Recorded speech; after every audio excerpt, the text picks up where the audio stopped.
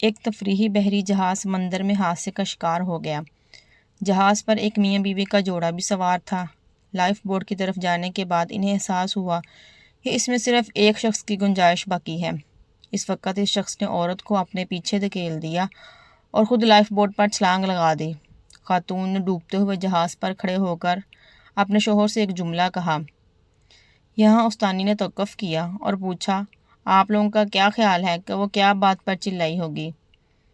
زیادہ تر طلبہ نے پرجوش ہو کر جواب دیا، میں تم سے نفرت کرتی ہوں، میں اب تک اندھی تھی۔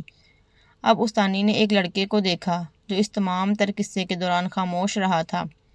استانی نے اسے جواب دینے کے لیے کہا اور اس نے جواب دیا، استانی صاحبہ، مجھے یقین ہے کہ وہ چیخی ہوگی، ہمارے بچے کا خیال رکھنا۔ استانی نے حیرانی سے پوچھا، کیا تم نے یہ کہانی پہلے سنی ہوئی تھی؟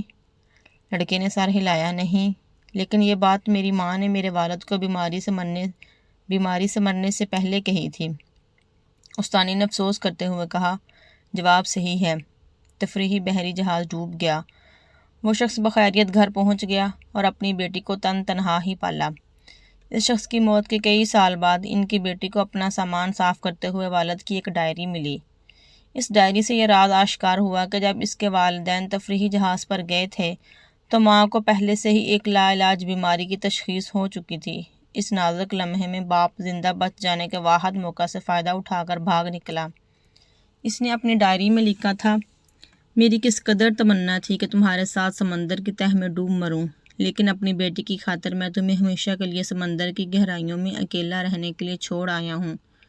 کہانی ختم ہوئی۔ کلاس میں خاموشی چھا گئی۔ دنیا میں اچھائی اور برائی کا وجود ہے، لیکن ان کے پیچھے بہت سی پیچیدگیاں ہیں جن کو سمجھنا مشکل ہے۔ یہی وجہ ہے کہ ہمیں کبھی بھی صرف سطحی حالات کو دیکھ کر اور دوسروں کو پہلے سمجھے بغیر فیصلہ صادر نہیں کرنا چاہیے۔ جو لوگ کھانے کا بل ادا کرنا پسند کرتے ہیں وہ اس لیے نہیں کرتے کہ وہ دولت مند ہیں، بلکہ اس لیے کہ وہ دوستی کو پیسے پر ترجیح دیتے ہیں۔ جو لوگ کام میں پہل کرتے ہیں وہ اس لیے نہیں کرتے کہ وہ بیوقوف ہیں، بلکہ اس لیے کہ وہ ذمہ داری کے تصور کو سمجھتے ہیں۔ جو لوگ جھگڑے کے بعد پہلے معافی مانگتے ہیں وہ اس لیے نہیں کرتے کہ وہ غلط ہیں، بلکہ اس لیے کرتے ہیں کہ وہ اپنے ارد گرد لوگوں کی قدر کرتے ہیں۔ جو لوگ اکثر آپ کو میسج کرتے ہیں ایسا اس لیے نہیں کرتے کہ ان کے پاس کرنے کے لیے کچھ بہتر کام نہیں ہے، بلکہ اس لیے کہ آپ ان کے دل میں بستے ہیں۔ ایک دن ہم سب ایک دوسرے سے بچھڑ جائیں گے۔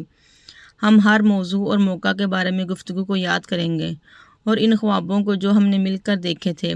دن، مہینے، سال گزرتے جائیں گے، یہاں تک کہ یہ رابطے نایاب ہو جائیں گے۔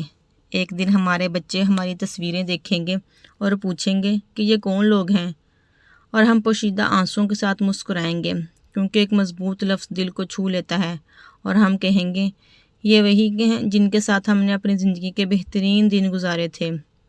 انگریزی ادب سے لی گئی یہ کہانی ہمارے معاشرے کی بھی بھرپور عکاسی کرتی ہے۔